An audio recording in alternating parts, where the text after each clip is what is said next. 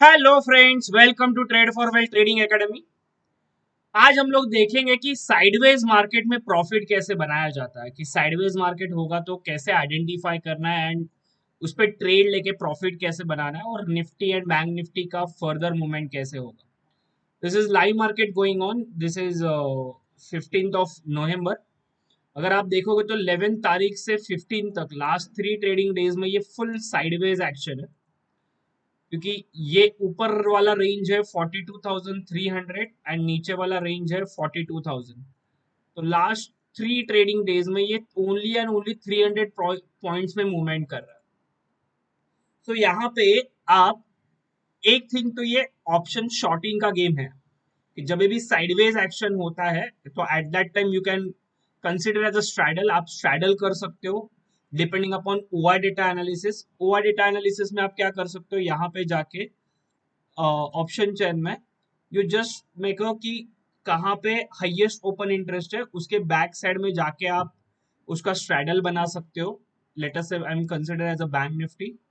Bank Nifty में अगर हम देखेंगे यहाँ पे, तो यहाँ पे शॉर्ट बिल्डअप हो रहा है, यहाँ पे लॉन्ग बिल्डअप हो रहा है, मतलब अभी फर्दर अपसाइड मूवमेंट पॉसिबल है।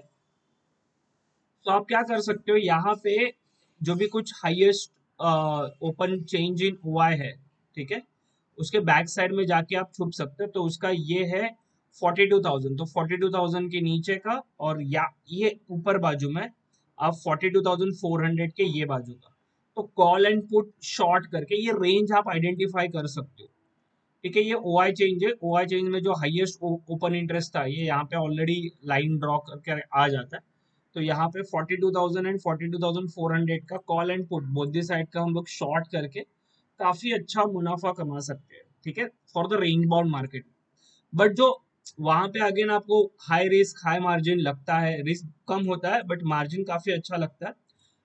तो यहाँ पे आप क्या करोगे, बेस्ट वे, जब तक अभी ये हाई निकल नहीं जाता, फॉर एग्जाम्पल मैं बोलूँ 42,350 का, इसके ऊपर जाएगा तो आप लॉन्ग करके चलो, एंड डाउन साइड में 42,000 के नीचे जाता है तो पुट लेके चलो। In between no trading zone, इसके बीच में ट्रेडिंग नहीं करना है, आपको अलाउ नहीं है। तो जैसे ये क्रॉस करेगा, so upper side my target will be 42,700 and 43,000, मतलब अपर साइड में 300 टू 700 पॉइंट्स का मोमेंटम पॉसिबल है। सेम एज अगर ये डाउन जाता है तो 41,600 एंड 41,300, डाउन साइड भी 300 टू 600 पॉइंट्स का मोमेंटम है। But in between no trading zone के यहाँ पे बैंक निफ्टी ट्रेड कर रहा है। सो सेफ अवॉइड करो। And now days volatility at to peak, कि देखो ये एक प्रॉपर चैनल में वर्क हो रहा है। अगर एक प्रॉपर चैनल का अगर फॉर्मेट आपको पता है, तो अगर ये ब्रेक डाउन हुआ तो ये यहाँ पे आएगा, अगर ये नहीं गया तो ये फिर से ही डाउन आ सकता है। तो एक चैनल भी पता होना आपको बहुत जरूरी है। तो ये चैनल का अगर ब्रेकआउट होता है विथ ये रेजिस्टेंस हाई के साथ, तो अगेन एक न्यू हाई, वैसे भी हम लोग हाई पे ही है, एक नया हाई हम लोग को बैंक निफ्टी में देखने मिलेगा।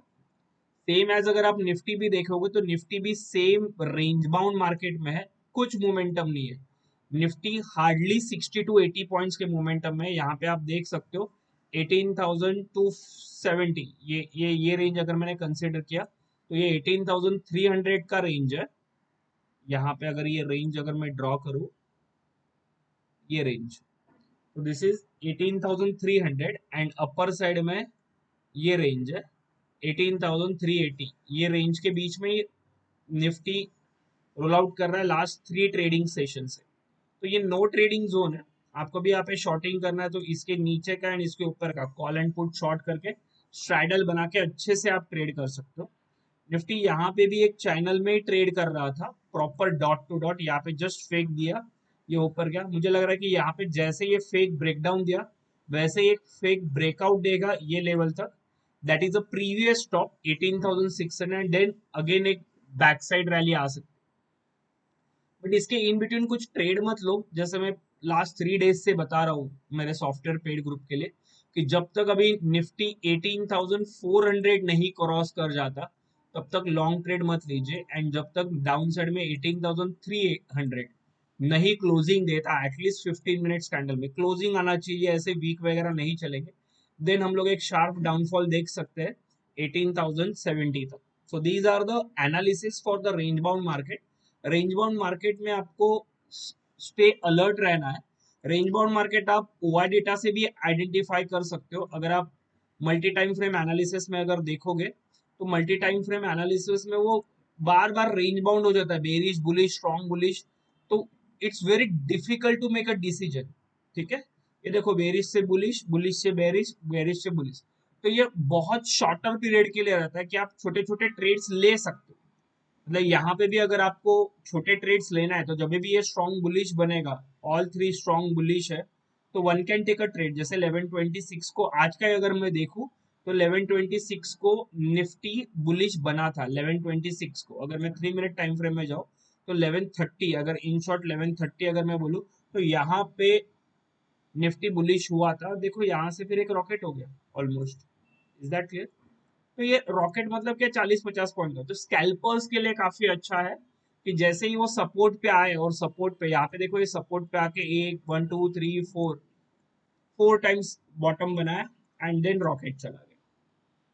ठीक है, so one can do like that also कि सपोर्ट पे आने के बाद you just cross check with the OR data and उसका एनालिसिस करके भी आप ट्रेड ले सकते हो।